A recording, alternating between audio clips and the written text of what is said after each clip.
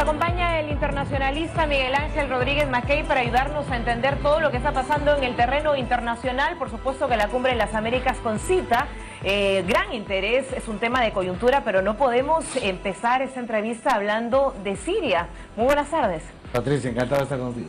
¿Cómo analizar el panorama en Siria a menos de 24 horas del ataque que veíamos ayer? Estados Unidos en una decisión apoyada en este caso por Francia y Reino Unido, que en realidad era algo previsible. No ha sido algo tan sorprendente para el mundo, pero sí las consecuencias. Efectivamente, Estados Unidos, Donald Trump habían avisado que en algún momento se iba a producir este ataque, el bombardeo sobre Damasco. Es la razón por la cual finalmente él no vino a la cumbre, lo dijo abiertamente. Entonces, claro, una de las maneras como Estados Unidos ha decidido esta acción está reflejando que quería recuperar el espacio gravitacional que estuvo perdiendo a la luz de un gobierno como el de Bashar al-Assad en Siria, que tuvo todo el apoyo de Rusia, y de una Rusia que se estuvo afirmando, viste el mes pasado cómo Vladimir Putin, en una suerte de advertencia a Occidente, mostró todo su arsenal nuclear. Entonces, un conjunto de situaciones promovidas por el ataque con armas químicas, elementos químicos a una población por parte del régimen de Bashar al-Assad, que no sería la primera vez que lo hace, ha llevado a Estados Unidos a este acto, también hay que decirlo, marginal, porque lo ha hecho sin el consentimiento del Consejo de Seguridad. Hay que decirlo también. Lo que se ha interpretado como una violación también del derecho internacional. Pero y la claro, Carta de las Naciones Unidas. Tengo conmigo la carta de la ONU, que fue creada en 1945, que es un tratado de acuerdo al derecho internacional. El capítulo 7 del artículo 39, 40, 41 son muy claros. El uso de la fuerza solamente puede devenir de una aquiescencia, una autorización del Consejo de Seguridad. Entonces, lo ha hecho al margen del sistema internacional, del derecho internacional por la ONU, y también al margen del derecho interno estadounidense, que dice que es el Congreso el que aprueba la utilización de mecanismos de carácter coactivo o militar. Entonces, pero ¿cómo queda aquí la situación entonces? ¿Es muy práctico violar, digamos, el acuerdo internacional, el derecho internacional, bueno, y por ser Estados Unidos no pasa nada? Lo que tú estás diciendo es la palabra clave de una clase de derecho internacional. Estamos viendo aquí a un Estados Unidos y a un Donald Trump absolutamente pragmático, que prescinde de las normas jurídicas del derecho internacional. No es el caso de Barack Obama, acuérdate que fue al Congreso, pidió permiso, no se lo dieron. Se fue a las Naciones Unidas, pidió permiso y tampoco, porque hubo veto de China y de Rusia. En este caso, más allá de que puedan haber razones fundadas por el ataque químico a población indefensa, se ha hecho al margen del sistema internacional. Claro, esta vez con apoyo de dos actores visibles que has mencionado, que es Francia y el Reino Unido, y seguramente 40 países que son los mismos que cruzaron el Atlántico para esa coalición que se formó contra el Estado Islámico en su momento. Entonces, ¿pero por qué pasa todo esto? El sistema internacional se maneja a partir de la existencia de unas Naciones Unidas, Patricia, cuyo objeto central al final de la Segunda Guerra Mundial fue el principio de que la paz debe primar sobre todas las cosas. Entonces, la ONU... ¿Si tenga que combatir una guerra con otra guerra? Sí, porque justamente la prerrogativa de hacer guerras se la dejó las Naciones Unidas, la Asamblea General, al Consejo de Seguridad, que tiene el monopolio de las decisiones sobre si se usa o no armas para solventar ¿qué cosa? El principio de paz. Por eso surgieron volvemos al tema de la consulta. En este caso ha sido una decisión prácticamente arbitraria, ¿no? De esas naciones. Pero naturalmente, por eso te digo, si hay un Consejo de Seguridad y son 15 miembros, de los cuales 5 son permanentes, que son finalmente los actores visibles victoriosos de la Segunda Guerra Mundial y poderosos, y 5 no permanentes, 10 no permanentes, de todos ellos tiene que haber 9 miembros que voten a favor de una decisión. Pero basta que uno de los 5 permanentes, esto es Rusia, Estados Unidos, el Reino Unido, China y Gran Bretaña. Basta que uno diga que no, eso se llama veto y no se puede hacer nada. Es lo que le ha pasado a Estados Unidos en estas medidas que ha querido hacer. Por tanto, hacerlo al margen del derecho internacional se llama, evidentemente, un acto ilegítimo. No corresponde al derecho internacional y es allí donde tenemos que hacer una mirada muy, pero muy detenida para calificar la acción unilateral de Estados Unidos. Pero la censura me parece que solamente va a recaer en el debate, ¿no? Y en la interpretación de estos hechos, pero más allá de acciones concretas contra Francia, Reino Unido o Estados Unidos, no va a ocurrir. Lo otro que podría pasar, para que no sea solamente ello, es una respuesta militar. Y yo no creo, la verdad, de Rusia. Que Rusia reaccione. Primero porque el tamaño militar de Rusia, están hablando de Guerra Fría, yo no veo Guerra Fría. Guerra Fría es cuando hay dos potencias que tienen las mismas cualidades políticas, económicas y militares.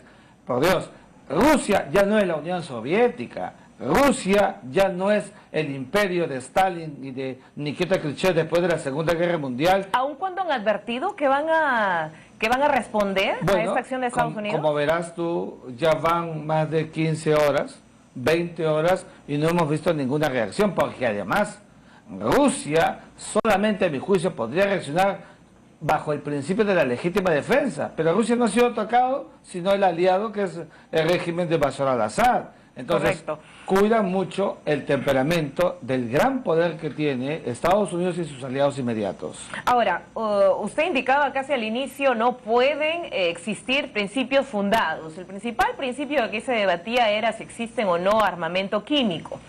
Estamos hablando todavía de menos de 24 horas de este ataque y afortunadamente no tenemos víctimas o no se conoce por parte de la población civil. Hoy escuchaba en radioprogramas a 3 personas que viven en Damasco y decían: nosotros estamos con nuestra vida totalmente normal, las actividades no se han paralizado, estamos asistiendo a las universidades, clases. Parece que en este caso no ha habido ninguna repercusión directa contra la población civil como sí ha ocurrido en otras ocasiones. ¿Y esto por qué? El ataque de Estados Unidos ha sido a puntos específicos, un lugar de investigaciones donde se supone es el laboratorio de los elementos, de las armas y elementos químicos, el propio aeropuerto de Damasco, estratégico para evitar que pudieran salir aviones a contrarrestar el ataque de los misiles de Estados Unidos y algún otro aparejo. Entonces, evidentemente, no ha habido bajas porque además, con la advertencia de Estados Unidos, que fue 4 o 5 días antes, han habido evacuaciones en espacios urbanos periféricos, porque la zona donde ha sido el ataque es la propia ciudad de Damasco, que es la capital de Siria. Entonces, ahí estamos viendo cómo también actúa el principio de la buena fe. ¿En qué consiste?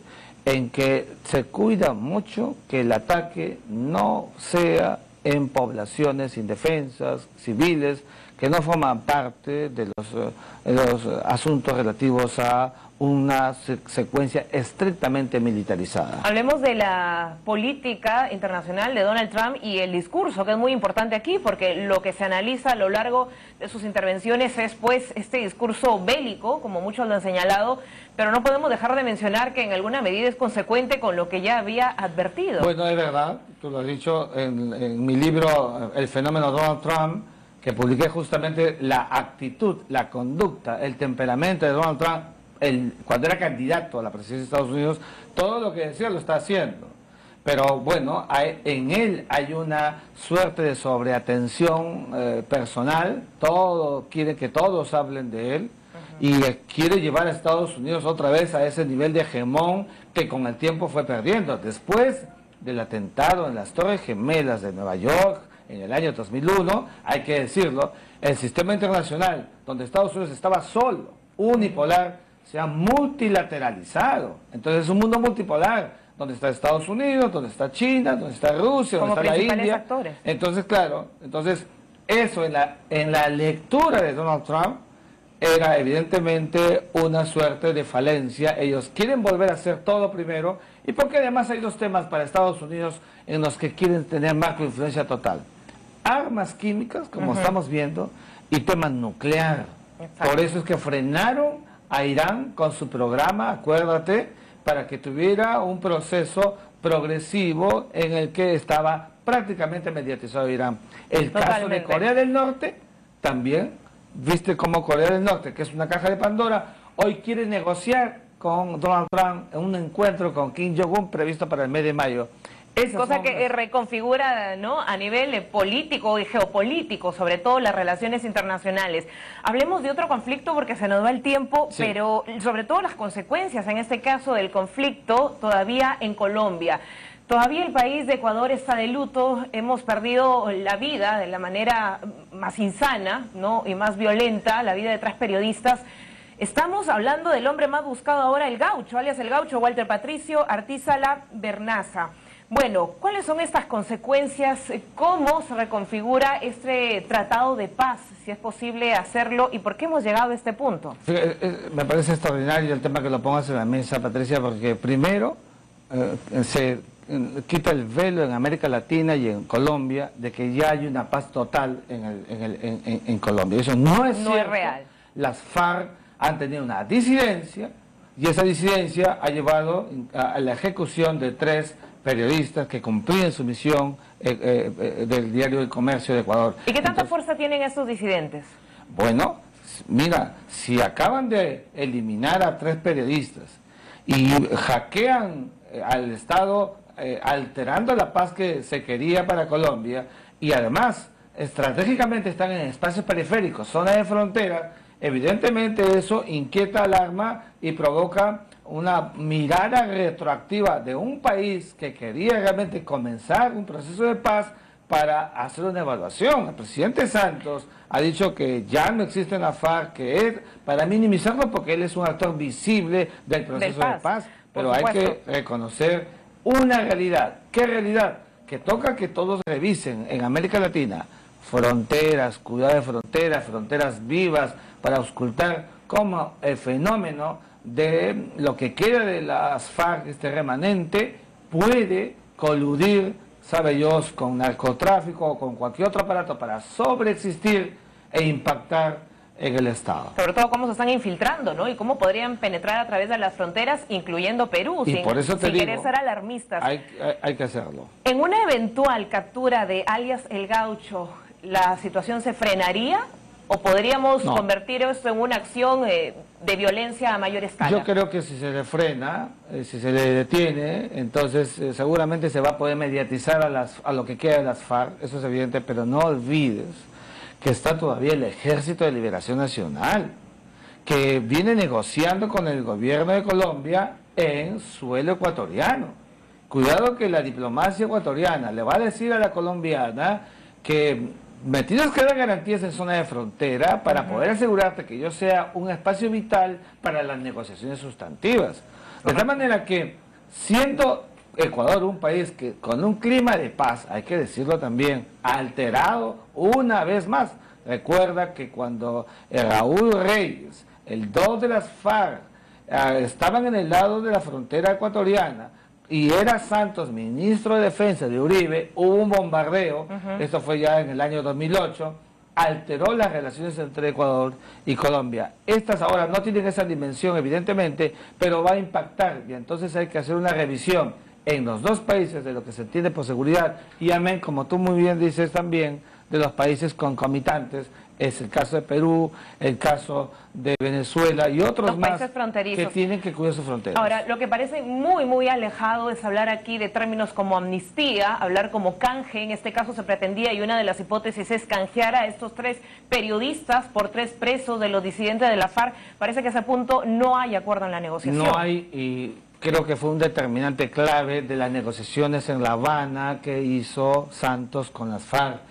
Mientras hayan rehenes, mientras hayan asesinatos, acuérdate, la negociación con la FARC se paralizó 3 veces. Exacto. Justamente cuando habían ataques de esta naturaleza. Con un referéndum incluso de por medio, ¿no? Que dio una lectura de lo que pensaba la población al respecto. Bueno, don Miguel Ángel Rodríguez Mackey, no podemos despedirlos sin hablar de la Cumbre de las Américas, que es el tema coyuntural que nos pone en vitrina, y esto no es tampoco un cliché. Realmente estamos hablando de un encuentro internacional que reúne a los principales líderes. Ya tenemos un acuerdo de Lima, la difusión ya está en medios sociales, y hablamos de la prevención, combate a la corrupción y gobernabilidad. ¿Qué tan concretos van a ser estos acuerdos? Bueno, fíjate, yo siempre he pensado, lo he venido diciendo todos estos días, que la eficacia del acuerdo, ese texto que además fue ya preparado por las cancillerías que han trabajado arduamente. Los equipos técnicos, los ¿no? equipos técnicos, pero por más de un año, ¿ah? O sea, este es un trabajo que se ha venido haciendo, pero el peso de este documento está determinado por actores visibles. Y los actores visibles, Patricia, son los jefes de Estado. Más allá de que no vino Maduro, más allá de que no vino Donald Trump. Pero claro que sí, y más allá que no vino Raúl Castro, que siempre es La Habana, Cuba, la puerta de entrada a América Latina por su nivel de influencia. Entonces lo que te quiero decir es que los compromisos están medio cojos en la medida en que no están los actores visibles relevantes. Sin embargo, hay que adoptar políticas, tiene que haber esfuerzos de cada país para que lo vuelva política pública, Patricia. Solamente así, entonces tendrá sentido y la gente, los latinoamericanos, podrían decir con razón que es una reunión que sí vale la pena, porque estos encuentros siempre han sido importantes. Es un face to face que permite el intercambio y el debate y el enriquecimiento de ¿qué? De una problemática que es transversal a todo el continente. Eso queremos, ¿no? Que los acuerdos se visibilicen en políticas públicas, quizás para nuestro ejemplo, en nuestro contexto ayudaría muchísimo a ayudar en términos de extradición, cuando tenemos, no sé, a una persona, ¿no?, que está con un proceso y a veces vemos entrampado este proceso por todo el trámite internacional que se tiene que hacer. Quizás podríamos empezar por ahí. Estoy de acuerdo contigo. Estás hablando del expresidente Alejandro Toledo. Alejandro Toledo, que ha sido un claro ejemplo. Y que sería mejor que eso todavía, que una extradición, que él mismo viniera al Perú y afrontara la justicia con una justicia que le dé garantías. Y lo mismo pasa con Ollanta Tazo y su esposa Nadine Heredia, que se encuentran recluidos con una justicia que respete el debido proceso. Entonces así vamos a ver a una sociedad peruana que cree en su aparato jurisdiccional, que hay que tener la fe. Y estas medidas políticas sirven para eso. Solamente así entonces vamos a poder ver el rigor del derecho pegado a la política, como está pasando en el Brasil, con un juez como Sergio Moro, que ha sido irresoluto en tomar una medida correspondiente de puro derecho con el encarcelamiento del expresidente Luis Ignacio Lula da Silva. Esa fue la entrevista que le realizó nuestra compañera Patricia Ulloque al internacionalista Miguel Ángel Mackey. Con eso nos vamos a un